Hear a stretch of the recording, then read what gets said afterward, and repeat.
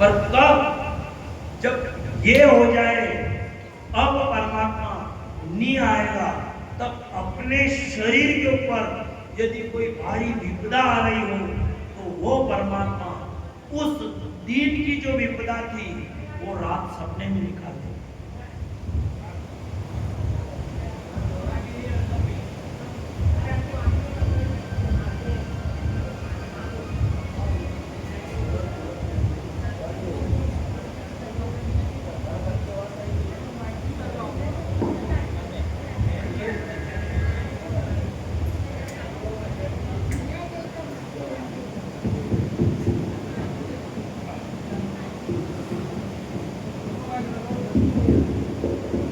जो जो विपदा दिन में आने वाली थी, जो पता था कि मैंने भक्ति करी है वो निभाएगा, वो सांवरा आएगा, पर जो दिन में आने वाली समस्या थी वो पता था एक ना एक दिन ये झेलना पड़ेगा। उसी टाइम कभी दिन में कहीं जा रहे हो, दिन में जाना है, सुबह को जाना है, वर्दी पहला हुआ छतरी की घटना है, वह सब घटना परमात्मा रात में निकाल दे। अच्छा कभी कभी वापिस वही आवे जो हपना आवे कि हपना में युवराज का पप्पा नहीं गया, घबराई जा जो सब उठे जो सुबह आवे घटे क्या खड़ा था पापा घटे, पापा तो बाहर गया, फोन लगाएगा पूछेगा, कभी कभी तो रोवा मंडी जाएगा। मम्मी पूछे कई बार लागी क्यों रो रही है, तो क्या आज मैंने स्वप्न देखो कि अपना में युवराज का पापा नहीं गया। तो बच्चे कहने वाले कहते हैं कहाँ देखा, सपने में देखा, क्या देखा कि वो नहीं रहे, और सपने में चला जाता है, असल में उसकी उम्र बढ़ जाती है।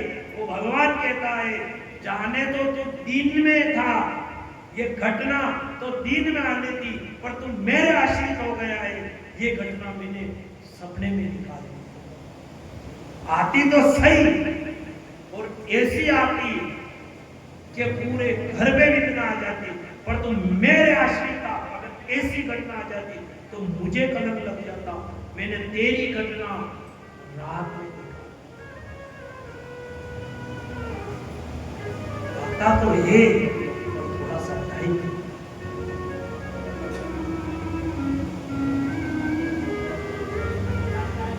देव जी महाराज ने राजा से कहा राजा इधर हमने 3 कन्याओं का वर्णन किया था, आपूति, देवूति और प्रसूति। स्वयं मनु महाराज के 2 पुत्र थे, उत्तानपाद और प्रियव्रत। इधर उत्तानपाद के 2 रानियां, पहली सोनुति जो बड़ी वाली रानी थी और छोटी वाली रानी थी उसका नाम था सुरुचि। जब राजा के सुनीति एक रानी थी तब राजा के कोई संतान नहीं हुई। धीरे धीरे उम्र जाने लगी, सुनीति रानी ने कहा राजन आप दूसरा विवाह कर लीजिए, क्योंकि कहा जाता है आप राजा हो, अगर पीछे कोई राजा नहीं हुआ तो कहा जाता है कि यदि पीछे राजा नहीं हो और कोई राजा अगर राज्य में आक्रमण कर ले, अगर हमला कर दे, प्रजा दुखी होती है, और जहां प्रजा दुखी रहती है वहां राजा भी नरक में जाता है। राजन आप दूसरा विवाह कर लीजिए। राजा ने कहा सुनिए मैं दूसरा विवाह करूंगा तो तुम्हें दुख आ जाएगा, मैं दूसरा विवाह नहीं करूंगा, अपने निसंतान हो तो कोई बात नहीं, पर मैं विवाह नहीं करूंगा। उस रानी ने हाथ जोड़े, राजा से कहा राजन आप विवाह कर लीजिए, अगर दूसरी पत्नी से विवाह करने से संतान होती हो, अगर राज्य को कुंवर मिल रहा हो तो आप विवाह कर लीजिए, मैं दुख देखने के लिए तैयार हूं। तभी राजा सुनीति से जाता है, सुरुचि से कहा क्या विवाह करूंगी? सुरुचि रानी ने कहा देखो मैं विवाह तो करूंगी, पर एक शर्त पे कि रानी मैं बनकर, आपकी जो बड़ी रानी है वो महल के अंदर भी नहीं रहनी चाहिए। राजा ने कहा कोई बात नहीं, पर समय का चक्र, समय किसी की बात नहीं देखता है। समय जब पलटता है तो रंग बहुत दिखलाता है। समय का फेर ऐसा आया कि इधर तो राजा का विवाह हुआ, जो समय गया इधर सुरुचि रानी भी गर्भवती हुई और बड़ी वाली रानी भी गर्भवती हुई। पहले सुनीति के पहले पुत्र का जन्म हुआ, कुछ महीने निकले और सुरुचि रानी के भी पुत्र का जन्म हुआ। मानो जो राजा एक संतान के लिए तरस रहा हो, आज दोनों हाथ में उस राजा के लागू हुए। जो उस राजा को आस थी, मानो आज वो राजा की इच्छा पूर्ण हो। एक में जब आती है, जो परमात्मा के निमित्त खड़ा होता है, सुनने में बहुत कभी भी अच्छे कार्य कर ले उससे कभी दुनिया अच्छा नहीं। बोले कसं भैया भोजन मळे कसा भी जीवाई दो तो कोई ना कोई 1000 में 50 भी अपनी कमी नहीं कभी होगा की कोशिश करेगा कि कई कमी रखी ना भी कई कमी।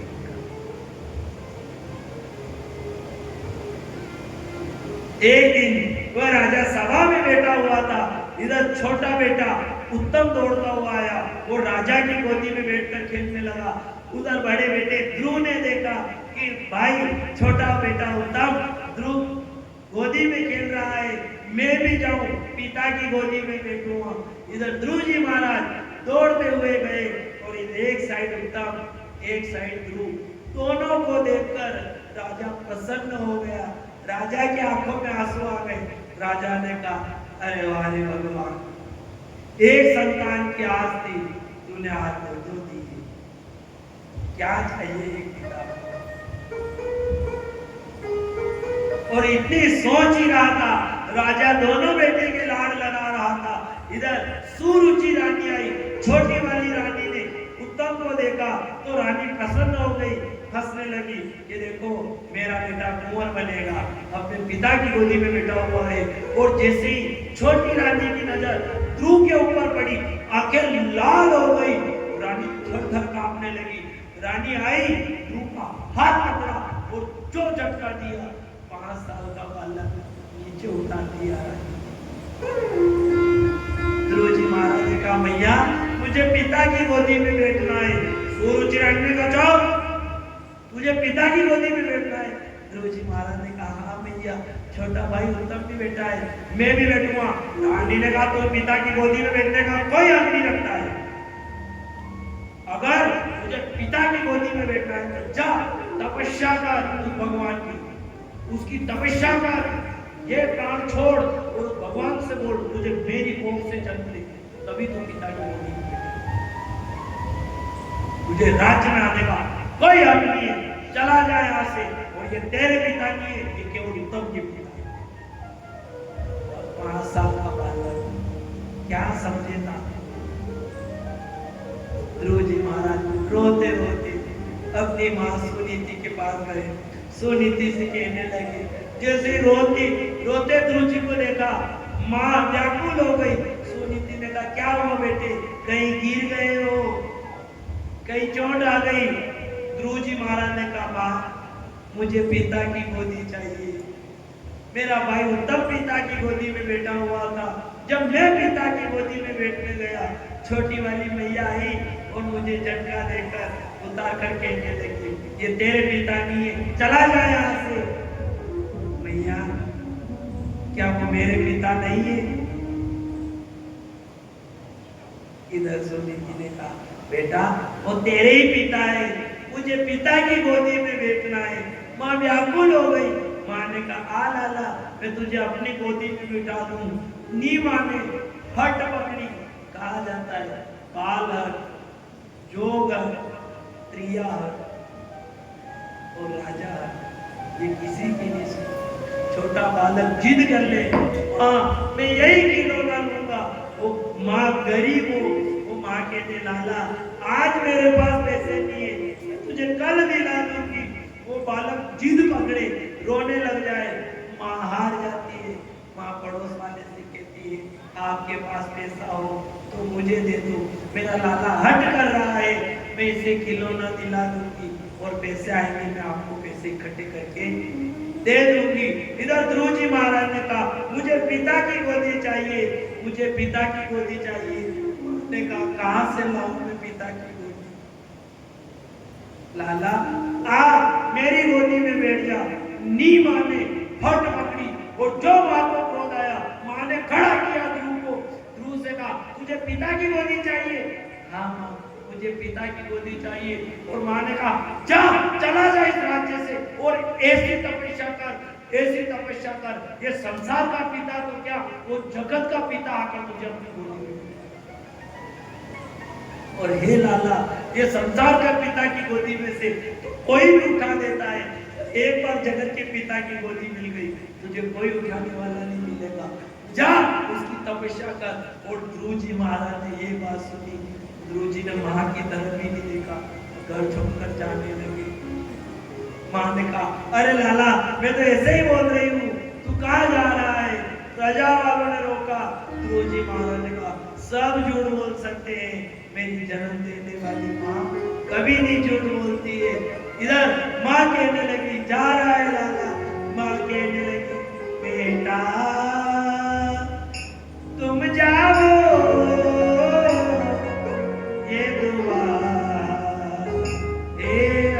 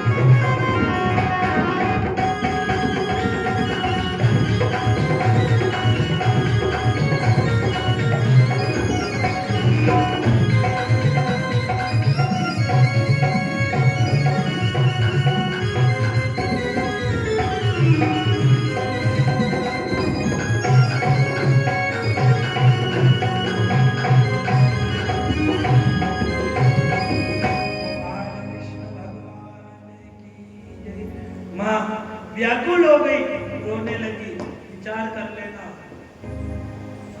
ध्रुव जी महाराज से रोकने वाले ने सबने रोका कि लाला ये खेल कूद की उम्र है, क्योंकि 5 साल के थे ध्रुव जी, ज्यादा बड़े नहीं थे। ये खेल कूद की उम्र है, तुम कहाँ जा रहे हो?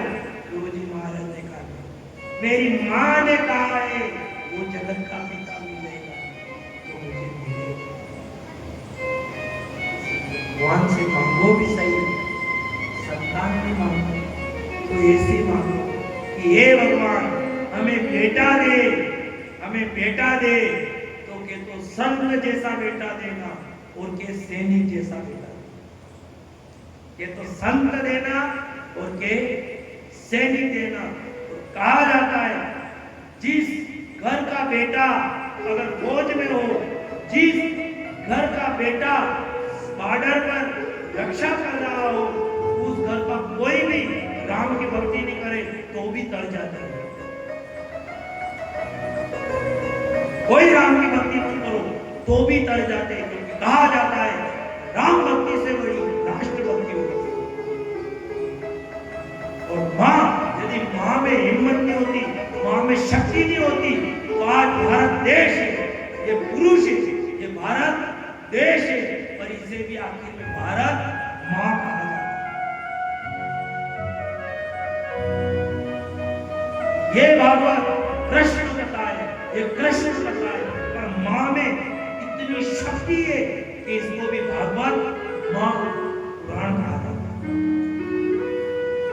इसकी ये माँ की शक्ति, जिसका बेटा बॉर्डर पर रक्षा करता हो, उस घर का कोई भक्ति नहीं करे तो भी वो परिवार डर जाता है। कोई मामूली नहीं है सर, बॉर्डर पे जाने वाले आज वो मर रहे हैं, तो आज अपन शांति से कथा श्रवण करें। अगर वो राष्ट्र भक्ति नहीं करे तो अपन बैठकर क्या राम भक्ति कर सकते हैं? अरे उनकी बदौलत नहीं होती, आज उनकी बदौलत नहीं होती तो अपन आज किसी की गुलामी कर रहे होते। जाते हैं वो बॉर्डर पे जाने वाले, देखना वो जाते हैं, वो बहन धागा बांधती है, उस भाई के धागा बांधे तो बहन, वो भाई जाता है तो बहन कहती हे भगवान मेरा भाई जा रहा है, कहीं आखिरी धागा नहीं हो मेरे भाई का, ये जा तो चल कर रहा है, पर हे भारत माँ ऐसा नहीं हो कहीं तेरे कफन में लौट कर आए। वो बेटा जाता है, वो माँ बिठाती है, बेटे को भोजन कराती है, माँ भगवान से प्रार्थना करती है भगवान मेरे बेटे की लाज रखना, ऐसा नहीं हो मेरी आचरण सुना हो जाए। अभी मेरा बेटा है, मेरा आचरण भरा हुआ है और ये रक्षण करने जा रहा है, ऐसा नहीं हो कहीं मेरा आचरण सुना हो जाए। वो पति जाता है, वो पत्नी भगवान से प्रार्थना करती है भगवान ऐसा नहीं हो मेरी मांग सुनी हो जाए। मेरे परमेश्वर आज बॉर्डर पर जा रहे हैं, ऐसा नहीं हो कहीं मेरे पति के ये आखिरी दर्शन हो जाए। और कोई कह दे वो वेतन के लिए काम कर रहे हैं, वो वेतन के लिए काम कर रहे हैं, उनसे कहना मूर्खों वो वेतन के लिए काम नहीं कर रहे, वो वतन के लिए अपने प्राण छोड़ रहे हैं। कोई मामूली देश नहीं है, जहाँ भगवान से बैठो और कोई सी कथा में बैठो तो भगवान से कहा करो हे भगवान तो किसी चीज का ध्यान रखे मत रखना, पर एक तो मेरी देह, एक तो मेरी देह और एक मेरे देश। अभी तो कहा जाता है दिल दिया है जान भी देंगे ए वतन तेरे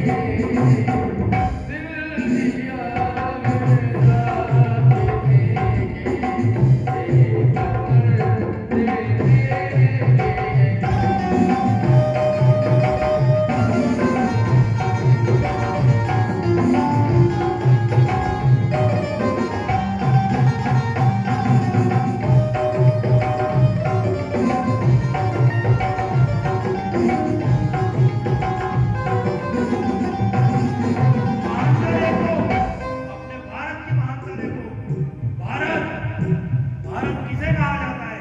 कोई कह दे कोई महत्व नहीं है भारत का, कोई महत्व नहीं है, उनसे कहना मूर्खो तुम क्या देश की मानता जानो। अरे इस देश को तो भगवान कृष्ण भी पूजता है।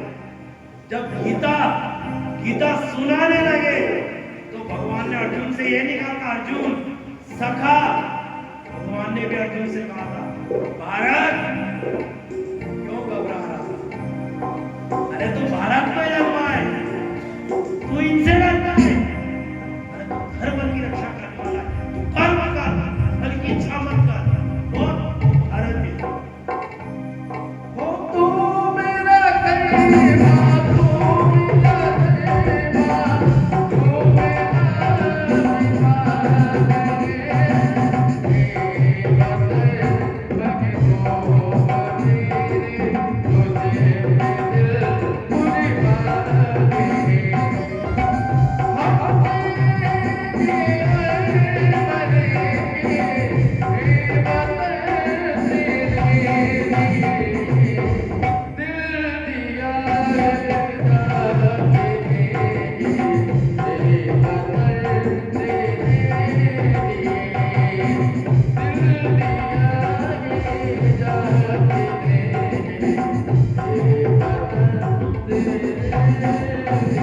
इसीलिए कहा जाता है अपना भारत शांति प्रिय देश है।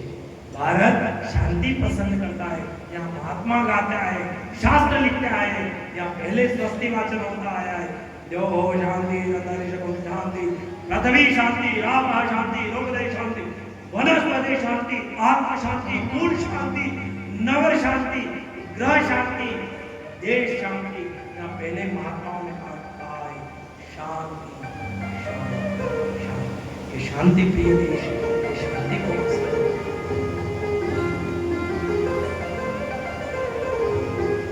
भगवान से कहा हे भगवान बेटा दे तो संत जैसा बेटा देगा, और बेटा दे तो सैनिक जैसा बेटा। हमसे भी कहते हैं ये कोई कथा की बात नहीं है, आप कहाँ भारत देश की कहाँ गाते हो ने क्या करते हो। अरे जिस भारत देश में रह रहे हैं, अगर कोई कह दे ये भागवत में नहीं लिखा है कि आप ये गीत गाओ, भारत में ये भागवत में नहीं लिखा है, अब भारत की बात करो, तो भागवत ही भारत में हो रही है। अगर भारत में होता तो भागवत भी नहीं होती। अपने भारत ने सर्वप्रथम सनातन ढावा है, तो भारत में तिरंगे के ओलो पर पहला रंग कौन सा होता है? होता है सनातन भी ढावा है, तो भारत में। दूसरा सफेद, और सफेद शांति का प्रतीक होता है। तीसरा हरा, तो भारत में कहा जाता है भारत में जो आया है, भारत में जो आया है वो भगवान आया है, तो वो भी यहाँ हरि बनकर आया है। ये भारत की बात नहीं है, भागवत में भारत ने लिखा है, भागवत में भारत की बात नहीं आती है। तो भागवत भारत है तो भागवत है, भारत नहीं होता भागवत नहीं। चले गए कुछ नहीं देखा, चले गए ध्रुव जी महाराज घने जंगल में चले गए। नारद जी महाराज मिले, नारद जी का कौन हो तुम? हे बालक कौन हो और कहाँ जा रहे हो? ध्रुव जी महाराज ने कहा मेरा नाम ध्रुव है, और मेरी माँ ने कहा है तुम जगत के पिता को ढूंढो।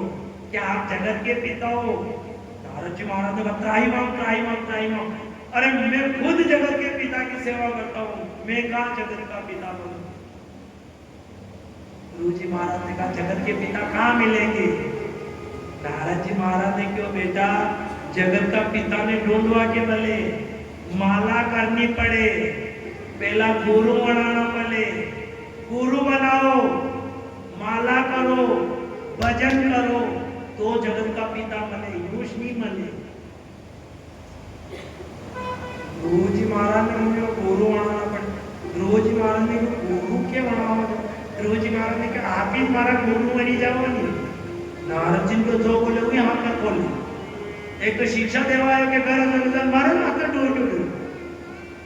ध्रुव जी महाराज ने कहा देखो मैंने आपके गुरु बनाया है, अगर आप मैंने छोड़ी जाओ मारे कहीं भी हो तो सब आप लोग गुरु के मानते हैं। बिन गुरु मिले नहीं भगवंता, बिन संता मिले नहीं भगवंता। कोई सा भी गुरु भले अनपढ़ हो या अनजान हो, पर गुरु होना चाहिए। इधर एक चेलो तो अबे उस चेलो को कहा गए तो धन भर माछरिया पकड़, धन भर माछरिया पकड़नी, धन भर उन्होंने मारा। अब धन भरी वो काम कर तो मछुआरा तो अबे नारद जी महाराज आए, नारद जी महाराज आए ने बड़ी मछुआरा दी हो, ये क्या करता रहता है दिन भर, तुझे लज्जा नहीं आती है? बड़ी मछुआरा क्यों नारद जी आपके कई मतलब मारो बार मैं नरक में जाऊं, हमारी इच्छा में जो आपके कई काम है, क्या तुझे गुरु बनाना चाहिए, तू मुझे गुरु बना। नारद जी की वाणी को था ने गुरु बनाया कभी? नारद जी को नहीं बनाया। मैंने चेलाने के पहला था कि पता भी नहीं कि तू मुझे ही लो था तो ठकाने को मैंने शिक्षा देवा है। नारद जी महाराज को दिमाग खराब नहीं, नारद जी महाराज ने मारते अत्र बात करती कर दिया। नारद जी महाराज ने सासा गया भगवान विष्णु जी को मुझे भी गुरु बनाना है। भगवान ने कहा आप तो खुद गुरु हो, आपको शिक्षा देवा आपके गुरु।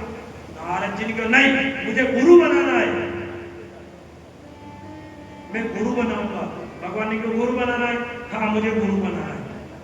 भगवान ने कहा जाओ, यहाँ की जो पहलो व्यक्ति मिले वो आपको गुरु, भले वो कहीं नहीं जान तो वे ठहर के चरना में दो टेढ़ो, ठीक है?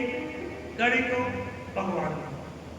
अब नारद जी महाराज निकलिया वहां, जैसा ही निकलिया बेकुंड में थी, बेकुंड थी जैसा ही बाहर आया कूद मसोर मसरेट आगे नहीं हुआ। नारद जी महाराज को दिमाग खराब, नारद जी महाराज ने योग पे पांग ले जड़ती वंशी ना कूस, और क्या कहे? भगवान ने कहा जो पहला मिले वो गुरु। नारद जी महाराज हंसता था पछताता क्या नमन के चरणों में थे दो दिन। मैंने कहा कौन है? नारद जी महाराज ने क्यों? नारद तो फिर आएगा यार। नारद जी महाराज के तुमको चेलो बनाइयो बने नहीं क्यों देख मैंने माजरिया पकड़ता ने मारो चेलो बनेगा तो माजरिया पकड़नी पड़ेगी। नारद जी महाराज ने कि यो काम तो नहीं गए, पर हाँ आज थी हमारा गुरु ने मुँह आपको चाहिए। ठीक है, अब वासा गुरु बनाया निकलिया नारद जी, और वहां से निकलिया ने ऐसा कैसा भगवान विष्णु के मेरे जैसे ही भगवान के पास गया तो उन्हीं भगवान ने गुरु बने गया। नारद जी महाराज ने कई गुरु बनाया आया, दर माजरिया पकड़ते बने, माजरिया मारनी ने पकड़नी ने लोग को योश काम में कहीं काम को नहीं बन गई। अब जैसे ही भगवान ने ये बात सुनी, भगवान क्रोध से लाल हो गए। भगवान ने कहा मूर्ख, गुरु का अपमान करता है तो गुरु की निंदा करता है, जा मैं तुझे श्राप देता हूँ, 84 लाख योनि नरक भोगेगा तब जाके तू भक्ति को प्राप्त होगा। नारद जी महाराज थोड़ा पापा के नारद जी का अपने कही नहीं, 84 लाख में हमारी आपकी उम्र निकली जा, एक ही हमारा 7 जन्म भी जा तो भी 84 लाख नरक नहीं होगा। नारद जी महाराज ने भगवान को श्राप में तालीम कोई नहीं सकती। वहां साहब निकलिया, नारद जी हंसता पछता माथों पकड़ता जा रहा है कि अच्छा गुरु का चक्कर में पड़ियो, श्राप लागा नहीं नरक भोगना है। ये सो काम करते ही कोई ने काम बिगड़ता ही करता है। अब इतना बात करता करता जाए, अब वो गुरु फिर मासिया पकड़ के बंदी बड़ी गुरु नारद जी देखो, नारद जी का आंखों में ए चले, नारद जी को क्या है? गुरु ने कहा इधर आ। अब गुरु बुलावे नहीं जा तो ही लगो, पहले जो गुरु की निंदा थी तो श्राप पाइयो न नहीं जा तो और ज्यादा तुम देखना पड़े। नारद जी महाराज को मनाया है तो भोगना भी पड़ेगा। अच्छा मान लिया जाए भले कथा आशा हो भले मत भले भी शारी पास की आना के जमान भले नहीं दबा, पर हाथ लोग तो जेल का नहीं भले कहीं भी हो, पर हाथ तो पूरा करना देने। नारद जी महाराज ने गुरु बनाया है तो झेलना भी पड़ेगा। नारद जी महाराज क्या अब पछते तो याद है, नारद जी दिमाग तुम्हारा भी जो तुम्हें 84 लाख नरक होगा। नारद जी महाराज क्या तेरा चेहरा क्यों उदास है, तू बड़ा ज्ञान देता फिरता है, तेरे क्या हुआ? नारद जी महाराज को कहीं नहीं हुआ, किताबों का काम पर था कि माजरा पकड़नी थी, माजरा पकड़। गुरु जी ने क्या बता तू उदास क्यों है? नारद जी को कहीं नहीं हो तो वो यहाँ की आपका दर्शन करिए भगवान विष्णु की मेरे को मने की जो माँ का तुम्हारा गुरु तो मासिया पकड़ता मरे न दर भर पाप करे तो भगवान विष्णु लागा जो मने 84 लाख मार तो होगा को श्राप गुरुजी के पास अतरी बड़ी बात है ना तो बड़ो अतरी टेंशन लीगो खाली 84 लाख नारद जी को वाक्य में नाल माजरिया पकड़ाते नहीं बड़ा गुरुजी के टेंशन मत ले 1 घंटा कोई काम का नहीं हो तो नारद जी को 1 घंटा हो तुम्हारा 7 जन्म निकली जा तो भी 84 लाख घर का नहीं होगा गुरुजी की बात चिंता छोड़ तो यह होता भगवान ने लिखी दीदा नर्क के नहीं लिखी दीदा गुरुजी को जा पहले मेरी आज्ञा का पालन कर और भगवान की एक की लगई 84 लाख नर्क लिखई ला सबसे पहला यो काम कर वहां सब काम बात की जो गुरु ने जो गए नारद जी महाराज भगवान ने क्यों हुआ नारद 84 लाख नर्क नहीं होगे नारद जी को पहला हमारा गुरु की आज्ञा है मैंने 84 लाख नर्क एक पन्ना पे लिखी थी मैं पहला देखा पहला भी बहुत बहुत बड़ी वाला ऐसे बड़ा बड़ा हाथ था पहला पन्ना अबे जो भगवान लिखा मंडिया और बड़ी कांटड़ी बांधी इन्हें नारद जी के माथे पे नारद जी को जाओ ये रहे 84 लाख नर्क और दे दो अपने गुरु को नारद जी महाराज क्या गुरु जी को लो गुरु जी आपका नर्क आप बढ़िया कर दो जाइए नर्क होगा गुरु जी को क्या नर्क होगा ले लो हे चले रुक नारद जी को कही लो गुरु जी को पहला टाट पट्टी लंबी करा राखी अना नर्क ने पीछा अतरा लंबावे जो नारद जी ने टाट पट्टी अब यहाँ थी लंबी करी तो नाका खड़ा थी आगे आगे निकली हो कागज पत्रों लंबो नारद जी को आगे कही करो गुरु जी को एक क्या है जो एक खेला गया कि स्टार्ट करो गुरु जी को एक की लोट को स्टार्ट कर जो 84 लाख तक 84 लाख की लोट को स्टार्ट कर जो एक तक अबे भगवान ने यूं तो क्यों ही कोई नहीं कि नरक देखी ना भगवान को भोगो तो नरका का नाम भोगो लोटो अबे नारद जी जो लोटो मंडिया एक की 84 ने 84 थी एक 2 बार भोगी तो भगवान विष्णु की मेरे गया भगवान विष्णु ने कहा तू आ गया फिर नरक भोगने नहीं गया नारद जी को भोग आयो नरक कैसे भोग कर आया भगवान के खाने नरक लिखा था क्या लिखा था मां गुरुजी ने क्यों एक की लोट को स्टार्ट कर जो 84 लाख तक 84 लाख की लोट जो एक तक नरक हो गई अब हाथ में मुंह तो क्यों तो पर नरक में लेनो दुख देखो आगे सलाह दी तो नरक भोगना मैंने नरक भोग लिए भगवान ने कहा हे नारद गुरु कैसा भी हो यदि नरक से तार सकता है तो गुरु होकर संसार में आता है और गुरु की शरण में जाओगे तो गुरु गोविंद से भी मिला देगा और वही सुखदेव जी महाराज की शरण में गए और परीक्षित जी महाराज कहने लगे ओ मारो एक बड़ो रे अरमान जय गुरु मारो समरत देवा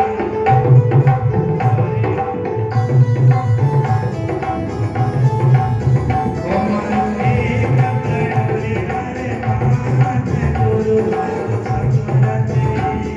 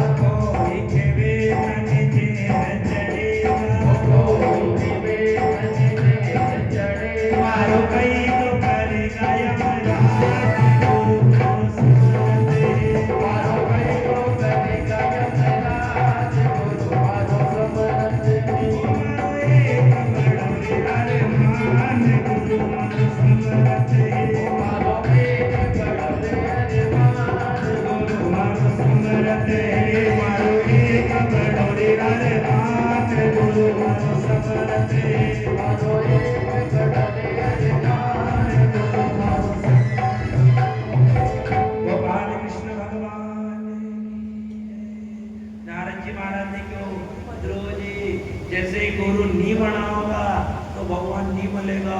अब नारद जी गुरु जी बनाया, अब गुरु जी बनाया तो शिक्षा देनी जरूरी है, क्योंकि भगत नर्क हो गए तो गुरु ने भी नर्क होना पड़ेगा।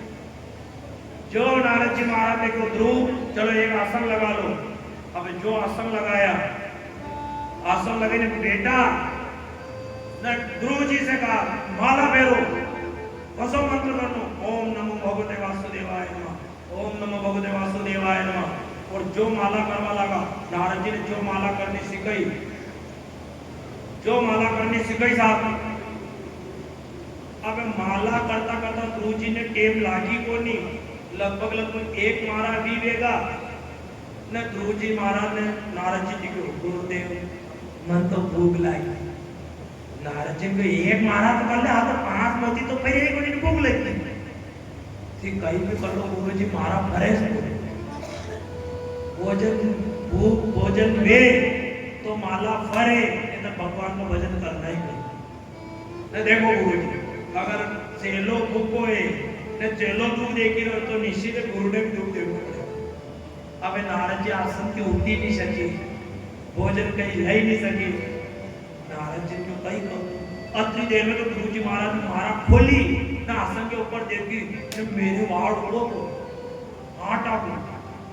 अब आटा को वाड़ उड़ो न, वाड़ भी कशा को राजन सिंह जी को खतरनाक बीबी जो बड़े देखा नहीं छोड़े, हमारा खेत में आयो तो आयो की तरह। अबे भी वहां की लकड़ी ले बट्टे बेटा रे देखा कहीं हिम्मत कोई आटो लेवा आई जा। अबे ध्रुव जी महाराज ने आओ देखी तो काव ने उन्हें बाढ़ में भरी है। नारद जी महाराज को हूं तो भरी की उन्हें।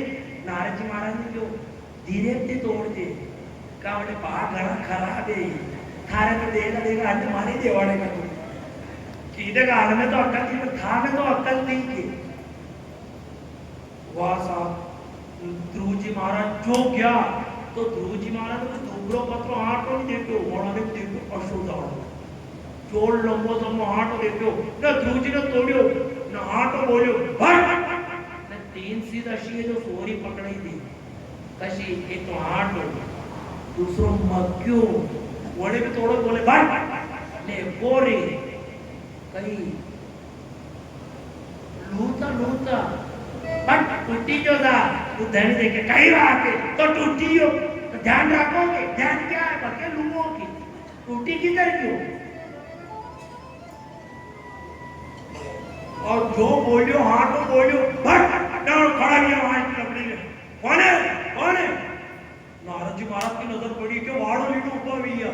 अब आसन छोड़वा का कोनी, मंत्र तोड़वा का कोनी। नारद जी ने ध्रुव जी का हाथ में दो ओम ए ध्रुव जी ने क्या कही है गुरु जी। अब भी ऊपर खाई लिया मुंह कोनी के बीच आवे ऊपर को बटे थोड़ी उठाव ले क्या। ध्रुव जी ने क्या ओम, नारद जी क्या ओम, ध्रुव जी क्या कही है गुरु जी। नारद जी क्या नमो, ऊपर को मत खा नपीदा। ध्रुव जी क्या कही समझ में नहीं आई रो। ओम नमो या तो नमीदा भगवते नींद में तो भागवादी भाड़े में कही नहीं है। गुरु जी ने क्यों कही समझ में नहीं आई रो गुरु जी। नारद जी को ओम नमो भगवते या तो नमीदा या भाती भाग। ओम नमो भगवते वासुदेवाय। बांस की लाकड़ी है थारे में देगा तो मारे देगा।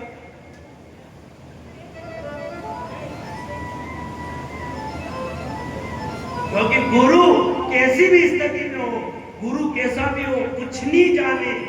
आपने यदि गुरु बना लिया है और गुरु सदैव ऐसे को बनाना जिसकी शब्दों से अपनी आंखों में आंसू आ जाए, जिसके शब्दों से अपना जीवन सुधर जाए, ऐसे को गुरु बना ले।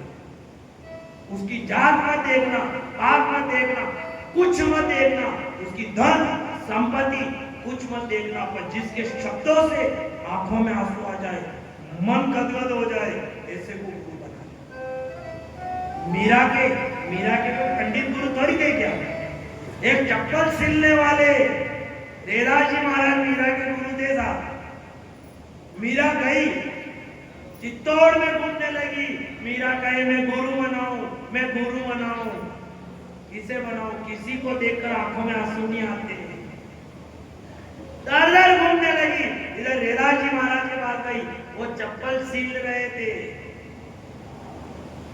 चप्पल सीलते सीलते रेदास जी महाराज को जैसे ही मीरा ने देखा, और मीरा की आंखों में आंसू आ गए। मीरा रेदास जी के चरणों में गिर गई, और जैसे ही चरणों में गिरी, उन्होंने कहा, और ठकरानी साहब ये क्या कर रही हो, अब मेरे चरणों में गिर रही हो। कहीं राणा को पता चल गया है कि मीरा ठकरानी होकर एक चप्पल सीलने वाले के चरणों में गिरी है, राणा मुझे मार देगा, मेरा अत्याचार मत करो। मीरा ने कहा, आप मेरे गुरु, आपका चेहरा देखकर मेरी आंखों में आंसू आए हैं, आप ही मेरे गुरु, आप ही उस मोहन से मिलाओगे। रेदास जी ने कहा, मैं क्या जानूं, मैं तो मोची हूँ, मुझे चप्पल सिलने के अलावा कुछ नहीं आता है। फिर भी मीरा ने कहा, नहीं, आप गंगा आती है तो गंगा ये नहीं देखती है कि मैं चमड़े के अंदर आई हूँ कि सोने के अंदर आई हूँ। और रेदास जी महाराज जब ये संत महात्मा जा रहे थे, तब रेदास जी ने एक सिक्का दिया था, चप्पल सील कर एक चमड़े का सिक्का बनाया, सिक्का दिया, और उनसे कहा था, संतों मैं तो गंगा नहीं जा सकता, पर आप गंगा जा रहे हो, ये चमड़े का सिक्का है, आप गंगा में डाल देना और गंगा से कहना। और रेदास नहीं आ सकता है, और उसने ये चमड़े का सिक्का भेजा है। जब ये बात संतों ने कहा, सुनी, उस संतों ने वो चमड़े का सिक्का रखा, संत गंगा स्नान करके आ गए, वो सिक्का डालना भूल गए।